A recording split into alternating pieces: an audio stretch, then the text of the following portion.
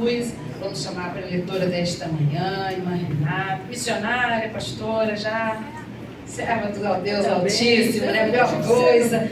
Ela sempre está conosco, né? Todos os anos. Ela sempre arruma um diazinho na agenda dela para estar aqui. E nós agradecemos a Deus pela sua vida. Receba uma lembrança do ciclo de oração. Deus possa abençoar em nome de Jesus. Vamos orar por ela. A palavra já é abençoada. Vamos estar orando em nome de Jesus. Pode colocar aqui.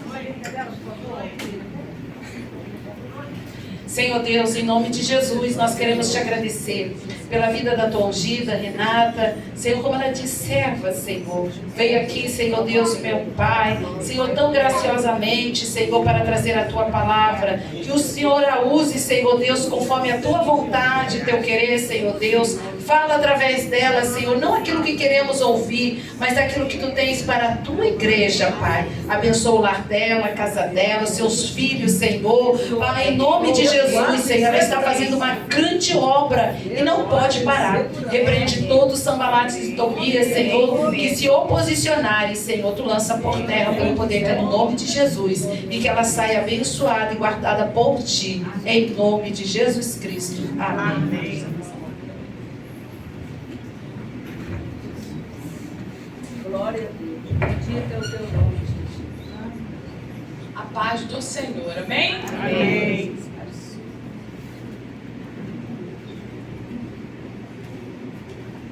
Vamos aproveitar que estamos de pé ainda e vamos ler uma passagem bem conhecida nossa da igreja, que é a promessa que Deus faz a Abraão, no capítulo 12 de Gênesis, verso de número 3. Gênesis capítulo 12, verso de número 3. Uma promessa feita a Abraão. A igreja achou? Amém? Amém. E diz assim a palavra do Senhor: e abençoarei os que te abençoarem, e amaldiçoarei os que te amaldiçoarem, e em ti serão benditas todas as pessoas da terra. Todos os indivíduos da terra. Em ti, Abraão, serão benditas todas as famílias da terra. Amém? Podem sentar. Glória a Jesus. Antes de nós passarmos aqui para a palavra do Senhor e para compartilhar com os irmãos aquilo que o Senhor tem falado ao meu coração, mais ou menos há um ano atrás, porque todo ano eu tenho prazer de estar aqui, né? Quando a irmã Márcia me mandou mensagem, eu falei, peraí, deixa eu correr para mudar tudo que aqui, porque a parte da manhã eu estou no consultório e a parte também tarde e noite. Eu falei, não, peraí, irmã Márcia, que eu vou... A Jennifer, que cuida da minha agenda, falou, e agora o que eu vou fazer? Eu falei, vamos orar que os pacientes vão tudo entender. Porque eu não saio mais durante a semana, eu não consigo mais durante a semana sair para ministrar, exceto estar aqui. Eu amo esse lugar, eu tenho uma história com esse lugar. Então, anos e anos e anos, eu comecei aqui, eu sei que vocês vão dizer que eu estou conservada e eu recebo, mas eu comecei aqui, irmãos, quando era lá embaixo. Bem, uma delícia. Era lá embaixo. Tem muitos anos. Eu me lembro da época que a irmã Márcia me buscar em casa, de carro. E o Senhor vem trabalhando tantos anos, eu vou vendo junto com vocês a boa mão do Senhor. Porque eu quero dizer para você, se você ama a lei do Senhor, Ele não negará bem algum aqueles que andam em retidão. Não nega, seja fiel ao Senhor. E aí, ano passado, de todos os testemunhos que eu tenho, eu falei, não posso começar a administração sem contar o testemunho. Eu estava aqui, aí veio a irmã Denise e orou por mim. Ela não vai lembrar, que a gente nunca lembra, né? Mas aí a gente volta e lembra, por profeta. Ela virou e falou assim, o Senhor vai mudar o trabalho do seu marido. Aí eu falei, você lembra? Não lembra? Sabia. Aí eu falei, mas ele já está praticamente abono, né? Ele já terminou todo o tempo dele de carreira no estado. E ele já tinha entrado com pedido de de encerramento, que ele ia realmente dar entrada na aposentadoria. E aí ele decidiu ficar em 1 ano em abono permanência, que é um meio que ele tem, para terminar um projeto onde ele estava, que era um serviço aéreo na Lagoa. E aí ela falou: o senhor vai mudar o trabalho do seu marido. Ele me falou com autoridade. Eu falei: mas que trabalho mesmo? Já está se despedindo de lá? Não tem mais nada para fazer? Quando é com a gente, quando a gente olha com os nossos olhos, quando Deus disser alguma coisa para você, irmão, não precisa ficar tentando entender como é que vai acontecer. Só senta, aguarda com fé. E aí passou. E depois disso houve um reboliço, um desentendimento, uma questão chata para ele. Aí ele ainda falou: eu já não precisava mais estar trabalhando aqui. Eu falei: então, meu filho, vamos fazer a obra do Senhor, você tem mais tempo para servir. De repente chegou um convite para ele então assumir o setor de coordenação de drones do estado do Rio de Janeiro. Então hoje ele não está aqui, porque ele está em São Paulo essa semana inteira, junto com a equipe lá para treinamento. Então eu falei: eu preciso contar isso aqui, porque nós não sabemos porquê, mas Deus tem os seus caminhos. E Deus realmente removeu ele do serviço aéreo, e ele realmente já tem tempo para estar em casa. Mas quando veio esse convite, imediatamente eu me lembrei da palavra que Deus havia usado a irmã Denise. E eu falei: Jéter, Deus ainda tem um tempo para você em algum lugar. Eu falei: lembra? Porque a gente esquece, foi tão forte que quando eu entrei no carro aqui ano passado, ele também não estava comigo, eu liguei para ele na hora, eu gravei um áudio e falei: olha, recebe aí, porque o negócio é contigo. Você guarda aí que Jesus falou com você em relação ao seu trabalho. Ele falou: mas não tem mais nada para fazer. Eu falei: também acho que não, mas tu guarda. Ele nunca pensou que ele estaria no palácio, em outro setor, como coordenador, sem conhecimento, sem querer, sem procurar. Mas ontem ele me ligou à noite e falou assim: eu estou aqui com um ex-crente. Eu falei: agora eu entendi por que Deus levou você lá pro... Eu falei: rapaz, será que é só por essa alma que tu tá de coordenador? Ele ontem me ligou do hotel e falou assim: que história triste que eu estou ouvindo aqui de um homem que um dia serviu ao Senhor. Eu falei: então deixa Deus te usar. Depois eu te ligo que eu vou pregar amanhã. Nós não sabemos os caminhos do Senhor. Mas quando nós vivemos na presença dEle, não há por que você se preocupar. Então eu quero louvar a Deus, porque o Jéter não está aqui hoje. Ele vai estar aqui acho que dia 20, porque a irmã Márcia já deu uma data para ele, mas hoje ele está em São Paulo, porque o Senhor mudou ele de lugar. Ok? Então não fica perguntando, fica tentando entender como é que Jesus vai fazer, não, porque ele é especialista em fazer caminhos aonde não tem caminho. É verdade. Não conheço ninguém. Que bom que você não conhece ninguém. Ninguém me indicou. Que coisa linda que ninguém te indicou. Não. Porque é Ele. Aleluia. É Ele, é o nome dEle. Todo mundo vai ter que dizer: foi o Senhor quem fez isso. E é coisa maravilhosa demais. É Ele. Seja fiel ao Senhor. Só isso. E aí, como eu li para vocês aqui, em Gênesis 12, nós lemos muito essa passagem, mas muitas das vezes a gente não se atenta para a promessa que Deus faz a Abraão. E eu quero voltar um pouquinho a respeito lá da primeira família, que é a família que Deus estabelece no Éden. Primeiro casal no Éden. E naquele primeiro casal, que a partir do casal se forma a família, ok? Com o nascimento do primeiro filho é instituída a família naquele contexto. Então tínhamos um casal que tinha uma ordem de obedecer, que tinha toda uma planilha para seguir, mas esse casal decidiu desobedecer. A partir da desobediência do casal, nós vamos ver consequências sobre os filhos. Porque casamento mantém família. Família não mantém casamento. Eu vou melhorar. Casamento mantém e protege a vida dos filhos. Os filhos não conseguem manter e proteger o casamento. Se os filhos fizerem isso, eles vão adoecer. E aí então a gente vê essa primeira família se desorganizando. Os pais não deram conta de ser voz de orientação. E aí nós vamos ver na primeira família o primeiro homicídio. Ok? Deus não escondeu essa parte da gente, não. Ele deixou bem claro, bem explícito, para que nós aprendêssemos com essa família. E aí segue-se logo depois uma grande família que aparece, é a família de Noé. E para essa família, Deus vai fazer a mesma proposta. Olha, eu tenho uma proposta de salvação, você vai precisar obedecer, Noé. Eu vou te dar as coordenadas para que você construa uma arca, para que você e a sua casa sejam salvos, porque vai vir uma destruição. Noé, diferente de Adão, obedeceu. Obedeceu, e mesmo que fosse quase que uma loucura para aquele momento, ele fez exatamente como Deus falou para ele fazer. E aí nós vamos ver a história quando toda a família, e aí as mulheres dos filhos também entram na arca. E eu já disse aqui e vou repetir: Deus não separa casal. Se é casada, filha, então tu entra também.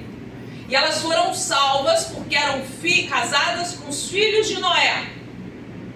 E aí nós vamos ver a salvação da casa de Noé, da família de Noé.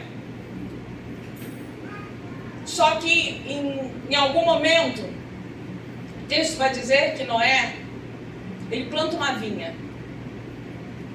E ele se embebeda com a vinha que ele plantou.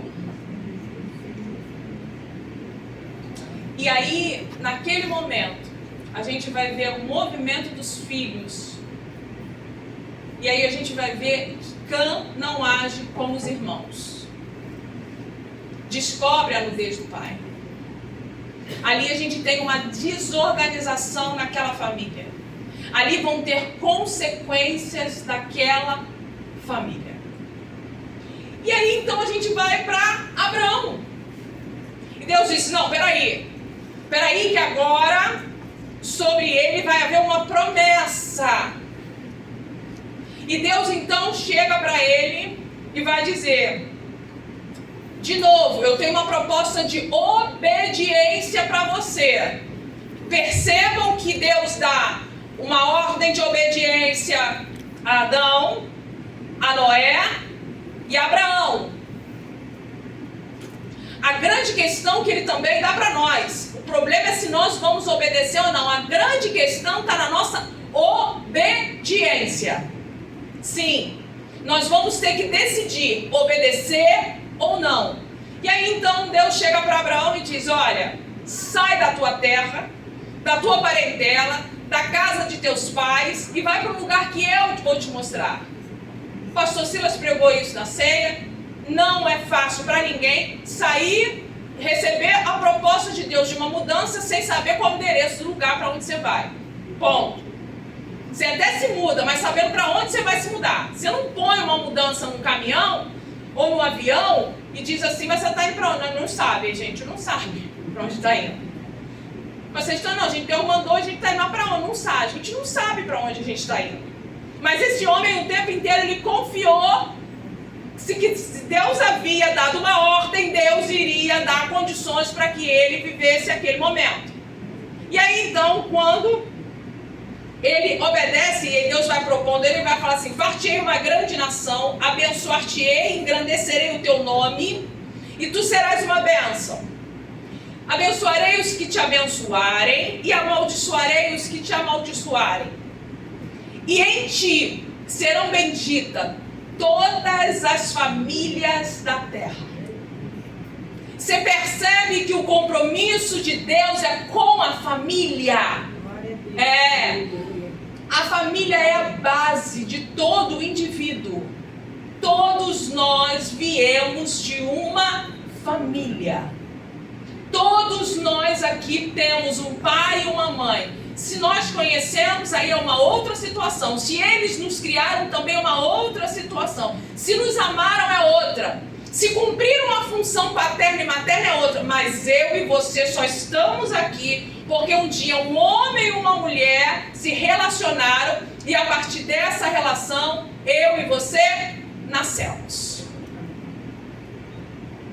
Só que da mesma maneira que Deus tem esse projeto absurdo e lindo e poderoso com as famílias, o inimigo da nossa alma trabalha justamente para destruí-las. O diabo sabe que se ele atingir um na casa, com um tiro, às vezes ele derruba 4, 5. Porque se dói em um, dói em todos. Família é assim. Você está aqui, mas o que te move no teu levantar e no teu deitar, geralmente 90% é uma dor em relação à família. Ou é algo com os filhos, ou é algo no casamento, é algo com os pais, ou com os irmãos. Eu fiquei assustada porque eu não sou uma pessoa que me ligo muito em rede social. Agora que eu estou começando de fato a investir no meu Instagram profissional para levar conhecimento e ser uma voz na área de família, porque a minha especialização é em terapia de família. Então, de uns 6 meses para cá, eu investi no meu Instagram de psicologia. E para minha surpresa, de forma muito aleatória, eu estava no consultório e gravei um vídeo de 1 minuto e 30 falando sobre vínculos familiares. Falando sobre não tem como, todas as nossas dores estão ligadas à quebra de vínculos familiares. Todas elas. Simplesmente foram quase 19 mil visualizações, eu fiquei assustada com aquilo. Por que, Renata? Porque as pessoas estão gemendo na família. Se você falar, usar o nome família, vínculos quebrados, relacionamento de pais e filhos, todo mundo tem uma situação para resolver. Porque nós viemos de gerações que antecederam, já vieram sendo comprometidas. As famílias, o diabo vem trabalhando, eu não estou falando de hoje, eu estou falando de ontem. O diabo já vem trabalhando há um tempo para desconstruir a família. O diabo já vem trabalhando um tempo para poder tirar essa base do indivíduo, porque ele sabe que se o indivíduo cresce num lar que não tem afeto, que não tem respeito, que não tem limite, ele está diante de uma grande destruição. O diabo sabe que para o indivíduo a primeira figura, que é a figura de vínculo, né, a figura de afeto, a figura de amor, de cuidado, é a mãe. Então ele sabe que se lá no começo esse vínculo já for quebrado, já for disfuncional, eu já vou ter aí um indivíduo comprometido emocionalmente. Tanto que a Bíblia, o meu e o teu Senhor vai dizer, olha, ainda que uma mãe esquecer-se de um filho, pudesse esquecer de um filho que ela amamenta, que para nós é quase que, né, impossível. E quando ele fala esquecer, ele não fala de, eu tinha um filho e esqueci, não. Ele fala de não se entregar àquela, de não amar. Ele vai dizer, todavia eu, o Senhor, não te deixarei ou não esquecerei de ti. Eu não vou esquecer. Se as tuas figuras, as figuras mais importantes da tua história falharam, é isso que Deus está dizendo. Eu não vou falhar. Se você e eu viemos de uma família que não era feliz, porque é muito provável que a gente não tenha uma história tão linda para se contar a respeito da família de onde a gente vem. Se eu não venho de uma família feliz, a proposta desta manhã é que essa família feliz venha através de você e de mim. Como, Renata? Deixando o Espírito de Deus ocupar os vazios que foram deixados por pai e mãe, e que eu possa ser realmente suprida pelo Senhor em tudo que me faltou, para que eu possa propor e inaugurar uma nova forma de ser família. Se eu não consigo permitir com que Deus ocupe os lugares vazios da minha história, emocionalmente, eu vou ficar muito vulnerável quando precisar cumprir função. Porque vamos pensar, irmãos, todos nós aqui já fomos criança, ninguém nasceu com a idade que tem. Se você vem de uma história onde você tem ausência paterna e ausência materna, ou uma ausência materna ou uma ausência paterna, você já vem de alguma forma para a vida fica mais cara para você, emocionalmente. Sim. Sim, porque pai e mãe são fundamentais para o desenvolvimento de qualquer criança. Aí imagine uma criança que vem de uma história onde faltou pai. E eu vou até trazer para o masculino. Imagine um menino que não teve pai. Vai ser mais difícil para esse homem assumir o papel de pai. Ele pode tanto funcionar de um lado de ser pai demais, porque ele não teve pai e ele quer que essa criança tenha pai 100%, ou ele pode ser um pai completamente ausente, porque ele não consegue acessar emocionalmente essa criança, porque na verdade ele não foi acessado. Se eu venho de uma história sem mãe, como é ser mãe se eu não tive mãe? Ou eu me permito ser trabalhada pelo Espírito de Deus para que Ele me ensine realmente o que é uma maternagem saudável, ou eu vou ser mãe demais, ou eu vou ser mãe de menos. E a minha próxima geração já estará comprometida. Eu estou trazendo um olhar amplo para vocês sobre as nossas famílias. É muito comum hoje tá corriqueiro se dizer na sociedade, mas as pessoas só dão o que tem. Isso é fato, isso é verdade. As pessoas só vão dar o que tiveram. Então a gente vai entender que a maioria dos indivíduos não receberão quase nada afetivamente e também não vão ter muito o que dar. Mas a nós foi nos dado uma segunda chance. Que segunda chance é essa?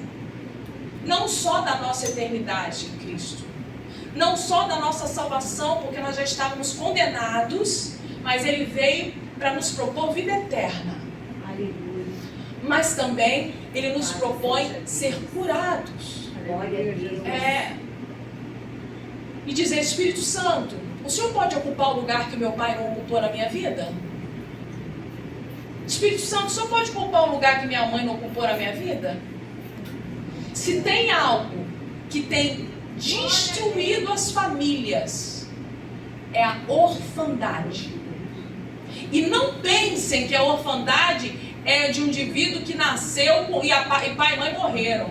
Porque essa orfandade é uma orfandade difícil, mas ela ainda é mais fácil de lidar do que os órfãos de pais vivos. E essa chama-se orfandade emocional. Eu tenho pai, eu tenho mãe, mas eles não deram conta de mim emocionalmente. E não dão até hoje. Por quê? Porque por trás desse pai e dessa mãe, tem um menino e uma menina que também são órfãos. Pode buscar a história dos seus pais, que você vai descobrir o porquê e para que eles se comportam da forma que se comportam. Pode buscar a história dos seus pais, que você vai entender muita coisa. Humanize eles, para você ser curado. E aí, quando a gente olha para a palavra, a gente vai ver a promessa que Deus diz a Abraão. Abraão, em ti serão benditas todas as famílias da terra. Todas. E desde o começo, se nós pegarmos todas as famílias, e a Bíblia não esconde os problemas de nenhuma delas, a gente vai vindo de geração em geração. E nós vamos vendo que os problemas nas gerações vão se repetindo. Só muda o nome, mas o problema é o mesmo. Se o pai mente, o filho vai mentir, o neto vai mentir, o bisneto vai mentir. Se o pai trai, se o avô trai, o pai trai, o filho trai, o neto trai. E a gente não percebe essas repetições. E Renata, por que você está trazendo dessa forma? Porque hoje nós temos a oportunidade de viver a promessa que Deus deu a Abraão. Como, Renata? Com tanta destruição atrás de mim, com tanta disfunção atrás de mim, com tanta falta que eu trago na minha história, como como que eu posso ser bendito na minha família? Lembra que eu disse a vocês que o grande adoecimento nas famílias está na palavra orfandade? Lembra? A orfandade vai falar da ausência de colo, de mãe. Porque você pode ter mãe, mas não pode, de repente ela não conseguiu te dar colo.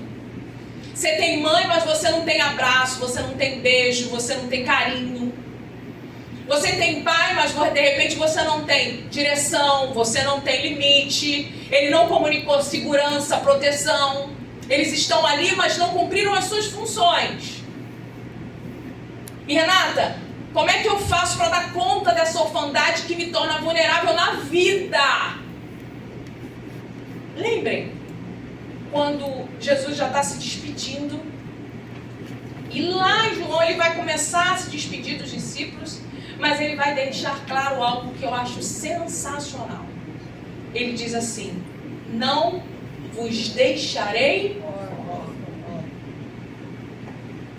não vos deixarei órfãos.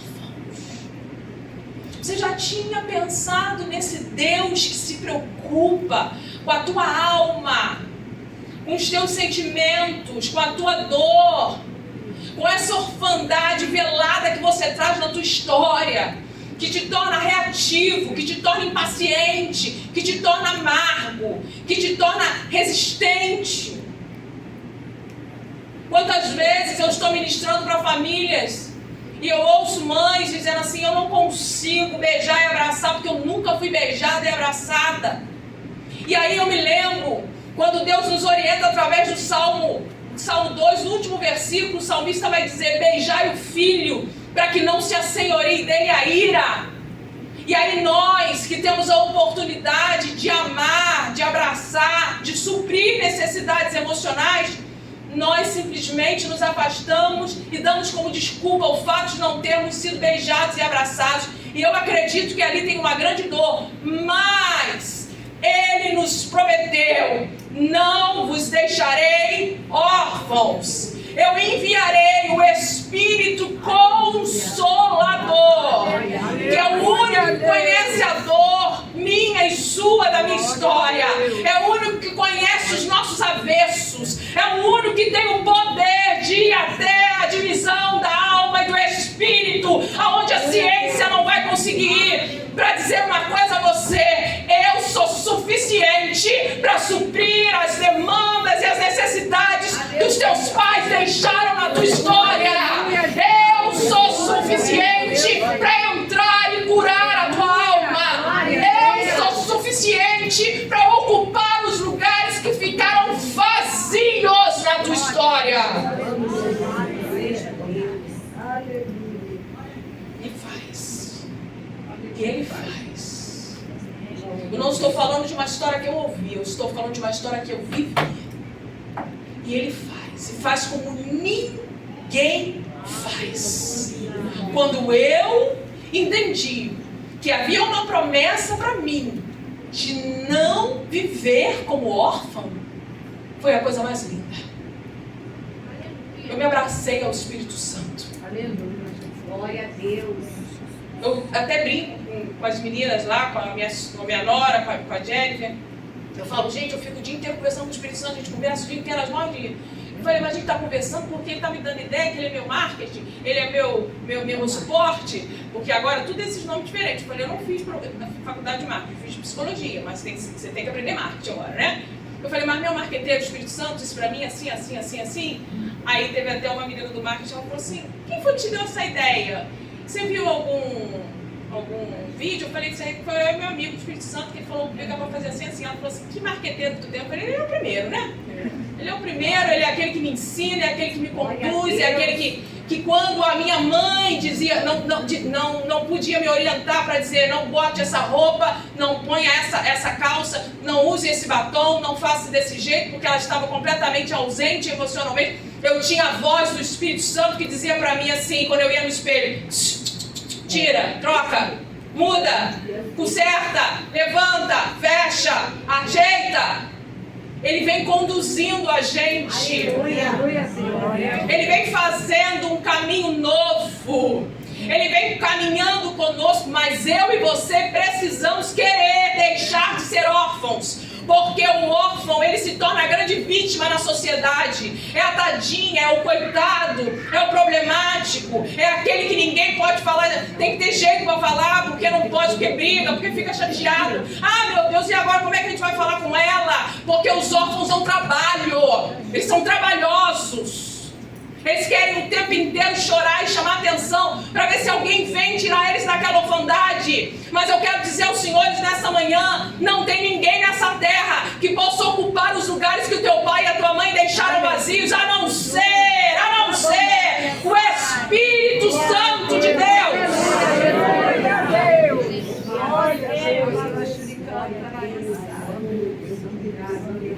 Deixa ele ocupar esse lugar, para que você viva a promessa que foi feita a Abraão: em ti serão benditas todas as famílias da terra. Irmãos, eu jamais pensei, quando eu comecei há anos atrás, ministrando lá embaixo, eu apenas ministrava o Evangelho porque era o grande amor da minha vida, era compartilhar aquilo que o Senhor havia colocado no meu coração. Eu jamais imaginei que o Senhor me levaria a um dia ter que me certificar diante dos homens, porque o que eu tenho hoje é uma certificação. A faculdade te dá certificação. É isso que ela te dá. Seja em qualquer área. Porque a faculdade não ensina a clinicar. Eu tenho amigas que se formaram comigo e que estão do mesmo jeito. No mesmo lugar, porque elas não conseguem avançar. E eu fico perguntando ao Senhor, eu falei: Senhor, eu nunca imaginei que Tu fosse me ferramentar para esse tempo, dentro desse assunto, para falar com a Tua igreja. E acaba que eu lido com pessoas que assumem cargos, lideranças, mas que são humanos, são pessoas.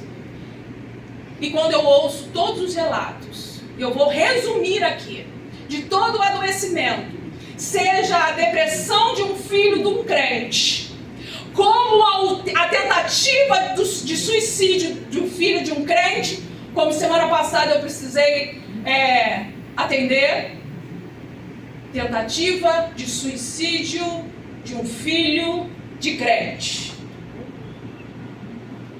Renata, isso é o diabo. Não tenho dúvida, eu concordo com você. Só que,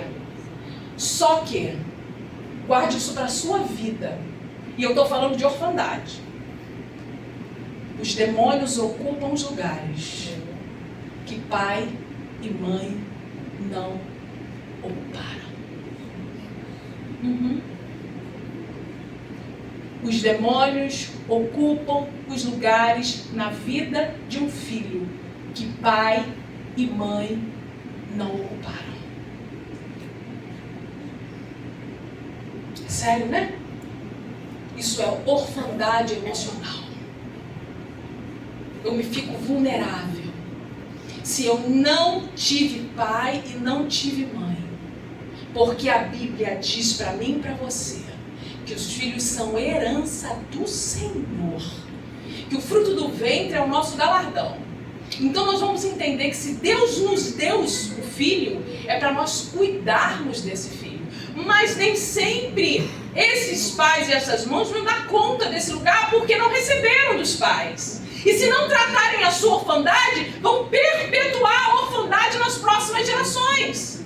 E o que eu me deparo hoje não é com uma mãe e um pai que conhecem a Jesus, que servem a Jesus, que apenas erraram, mas que um pai e uma mãe que estão ali diante de mim, que ficaram órfãos emocionais nas suas histórias, que vieram trazendo lixos e mais lixos das suas famílias de origem. Aí eles vêm para Cristo, aceitam Jesus como Senhor, recebem a salvação em Cristo e são salvos, mas não conseguem zerar pendências com seus pais e inconscientemente eles repetem isso nos filhos. E aí você chega para a filha suicida e pergunta: mas por que você está querendo desistir? Porque eles já desistiram de mim. É o que ela entende. É o que ela enxerga. E aí os cuidadores, os pais dizem assim, mas nunca, a gente está aqui, te dá comida, te veste, você tem tudo. Não é assim, fala, você tem tudo. Só que eles conseguem dar tudo, mas não conseguem se dar. Criança não precisa de brinquedo caro, roupa cara, sapato caro. Filho não precisa de dinheiro. Filho precisa de pai e de mãe.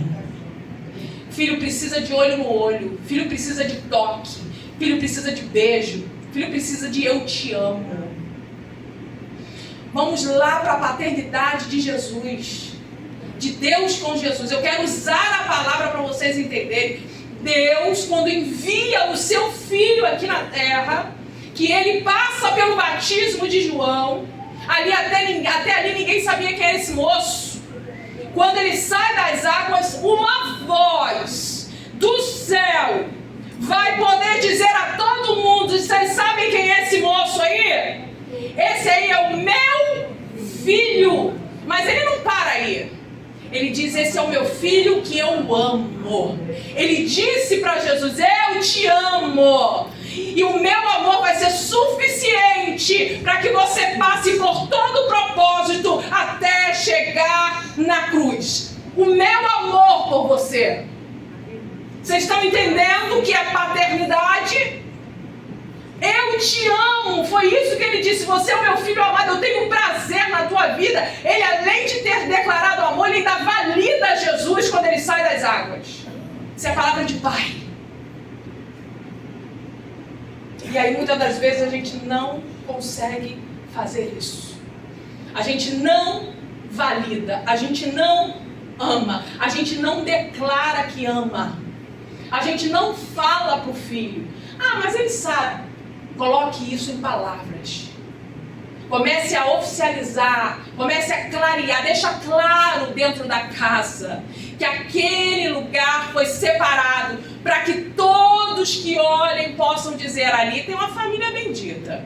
Eles têm dificuldades, eles passam nas provas, nas lutas deles, não são dias tão fáceis, mas aqueles são bem. Aquela família ali é diferente. Aquele casal ali é diferente. Existe algo diferente ali. Porque ainda que viessem, ou que você tenha vindo de uma orfandade, você se compromete a zerar ela na tua história, para não dar continuidade a isso. Para você não continuar esse adoecimento. Tanto é que quando Paulo vai instruir a Timóteo, eu já ministrei tantas vezes isso, aqui algumas, aquele que não cuida dos seus, especialmente os da sua casa, ele chama de incrédulo e de infiel. Ele tem dois. E aí, quando a gente olha para os crentes, a gente vê se vocês concordam comigo, que como eles vêm de muitas faltas em casa, muitas das vezes não foram validados, não se sentiam amados, não se sentiam importantes. Eles chegam aonde? Na igreja. Que lindo, aceita Jesus, uma coisa linda, nascer de novo, que maravilha. E aí, de repente, alguém olha e diz, poxa, gostei de você. Você não quer aqui assumir aqui, botar com a gente aqui e tal? Como assim? Só que ali ele começa a se sentir importante. Ele começa a se sentir amado. Muitos esquecem que existe uma vida lá fora. E eles começam a viver aqui, mas não de forma saudável. Porque aí eles começam a liderar. Depois eles começam a manipular. Depois eles começam a abusar. Eu sei que não dá para dar glória a Deus, você não. E os órfãos vão adoecendo mais ainda. Porque alguém deu aquela atenção que ele não recebeu lá atrás. Mas só fica órfão quem quer. Porque foi proposto para mim e para você uma cura da nossa orfandade. Nós fomos convidados a ser curados dela. Ele disse, olha, eu vou enviar o meu Espírito para resolver as tuas pendências. Eu vou enviar o meu Espírito para curar a tua alma. Eu vou enviar o meu Espírito para ocupar os lugares que deixaram vazios na tua história, para que o diabo, o adversário da tua alma, não ocupe. E aí o que acontece? Muitas das vezes eu venho para cá, começo a cuidar e tem prazer na obra do Senhor, cuido da obra do Senhor, tudo na obra do Senhor, só que eu formei uma família. Eu já não sou mais solteira. Lembra quando Paulo diz assim, o solteiro cuida das coisas do... E o casado cuida das coisas do casamento. Existe uma diferença, por isso que os jovens têm que trabalhar incansavelmente. Eu, quando era jovem, eu ficava de manhã até de noite na igreja feliz, porque realmente eu cuidava das coisas do Senhor. Mas depois que eu casei, eu precisava cuidar do casamento. Depois que eu fui mãe, eu precisava cuidar da maternidade. Porque se eu não fizer e cumprir essas funções, o casamento fica completamente vulnerável e desconectado esse casal. E quando o casal se desconecta, os filhos começam a sofrer. Muita coisa. Os filhos começam a adoecer só pelo simples fato de pensarem que esses pais vão se separar. Então, aos casados que estão aqui nessa manhã, depois da vossa salvação em Cristo Jesus, o seu primeiro compromisso é com o seu casamento. Cuide desse casamento. Ore por esse casamento. Guarde o seu casamento. Peça ao Senhor para te dar estratégias no seu casamento. Que Deus te dê o coração do seu marido. Que Deus te dê o coração da sua esposa. Cuide disso. Aleluia, glória a Deus. Depois, se tem filhos, cuide da sua função paterna se for pai. Cuide da sua função materna se for mãe. Quando tiver tudo arrumado e zerado, você pega todo mundo e fala assim, agora nós vamos para a casa do Senhor, que nós vamos adorar a Deus lá. Continuar adorando, porque a gente já começou aqui em casa. Sabe por quê? Para que quando esse menino e essa menina cheguem aos 13, 14, 15 anos, você não tenha que ouvir eles dizerem, eu não quero o Deus dos meus pais.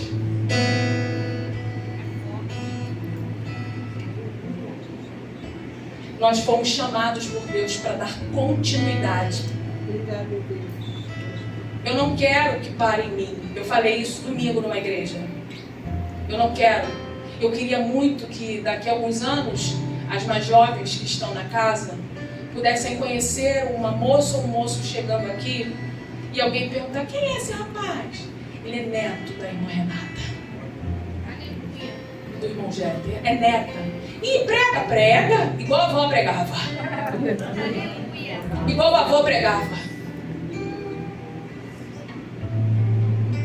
Eu quero terminar, para nós orarmos, com a proposta que Deus dá a Isaías 58. Eu quero que você guarde esta palavra nesta manhã que o Espírito Santo trouxe para nós. Olha só o que ele vai dizer. Verso 11. Isaías 58, verso 11. A todos os que estão aqui. E o Senhor te guiará continuamente e fartará a tua alma em lugares secos. E esse fartar de alma é as faltas que nós recebemos da nossa história. Mas Ele é Deus para fartar a nossa alma, a aridez que foi deixada. Ele vai dizer, e fartarei a tua alma em lugares secos, e fortificará os teus ossos. Aqui ele está dizendo, te darei estrutura, e serás como um jardim regado. Beleza, jardim regado é beleza. Todo mundo vai olhar e vai dizer, que coisa linda que Deus está fazendo na vida dela. Que coisa linda que Deus está fazendo na vida dele. E ele diz, e serás como um manancial cujas águas nunca faltam. E guardem o verso 12, porque para isso estamos aqui. E os que de ti procederem,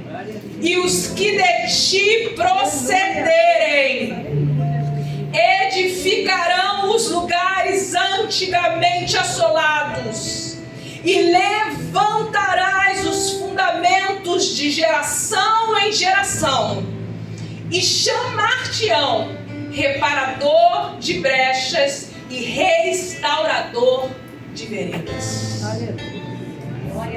Não é só por mim e por você, mas pela próxima geração. Fica de pé. Não é só a nosso respeito, mas é a respeito da próxima geração. E os que procederem de ti restaurarão lugares antigamente assolados, serão reparadores de brechas.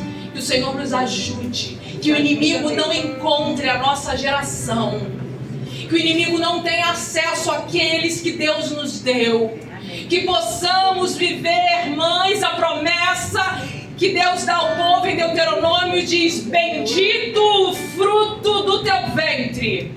E eu quero pedir às mães que estão aqui que, por favor, ponham uma mão no seu ventre.